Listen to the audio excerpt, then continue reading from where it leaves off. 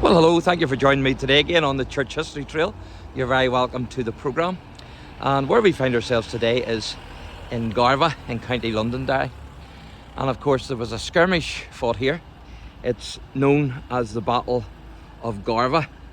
And it refers to a clash between Catholic ribbon men and Protestant orange men on the 26th of July 1813. Now, it happened on the day before the July Fair was to be held in the town, and ribbon men estimated to number up to 200 strong. Some would say 400, some have even placed the figure at over 1,000, had planned to attack and destroy an inn which was frequented by orange men, where they used to hold their meetings. It was called the King's Arms Tavern, and it was owned by a Mr. Davidson. So the ribbon men were armed with farm implements, cudgels, sticks, but the orange men had been tipped off about the planned attack, and so they were heavily armed with muskets and were waiting on them. Now, several ribbon men were killed and the rest fled. And what you're looking at here is the town clock, but it's also doubles up as the war memorial. So I'm going to show you that, but before I do, there's a wee song concerning the Battle of Garvagh. Now, I don't know all the song, but I do know a wee bit of the start of it, so I'm going to sing it to you. So prepare yourself for this. This is my big audition for Britain's Got Talent. The day before the July Fair, ribbon men they did prepare for 3 miles round to wreck and tear and burn the town of Garvagh. So there you are. Don't be throwing any raw eggs or rotten tomatoes at me. Throw big cream buns instead. But certainly, the Battle of Garvagh took place here in 1813, and when you think of it, that's not really all that long from the Battle of the Diamond in 1795, I think it was. So there's the clock, which doubles up as the war memorial for country, it says there.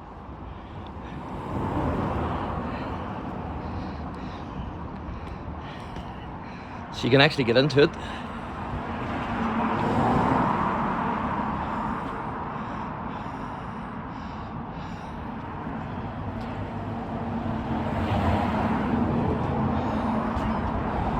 So it's for God.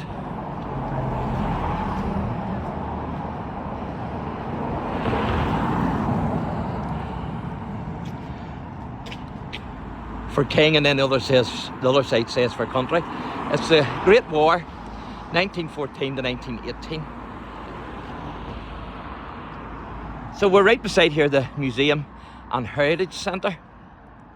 Now it's locked today, of course, because it's a Sunday. I've been preaching in this area, that's why I'm here. But these gates are very interesting, which you shall see in a minute. It says here, welcome to Garvagh, and it gives you a wee bit about the town there. You can pause that if you want to read it.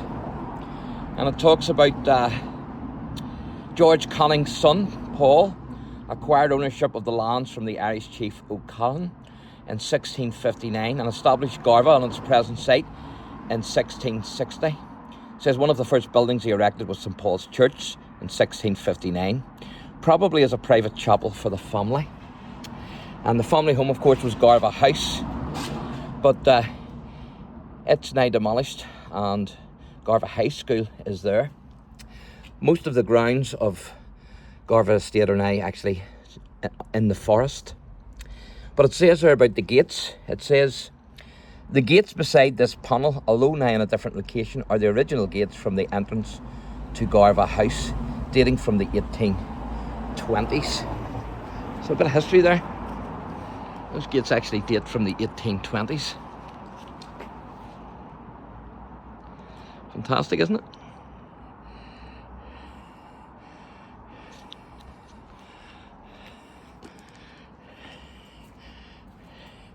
And then it talks a wee bit about the peerage and whatnot in 1818.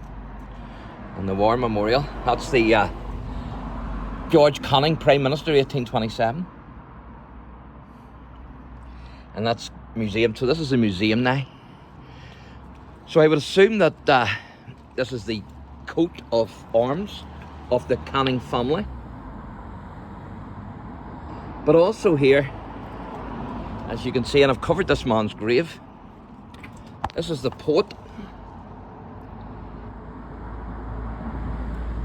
To commemorate the harper, sorry, not the poet, the harper, Dennis O'Hempsey, Hempson, born at Craigmore 1695, died at McGilligan 1807. I think it's 112 if you add that up. So I've covered up gentleman's grave actually in the past. So there you go. So that's the museum that you're looking at now. Part of this was also part of the estate.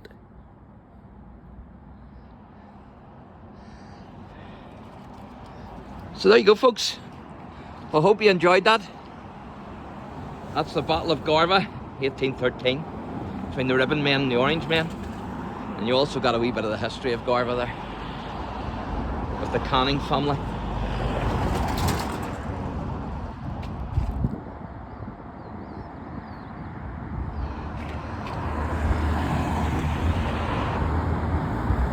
So thanks for watching, and God bless.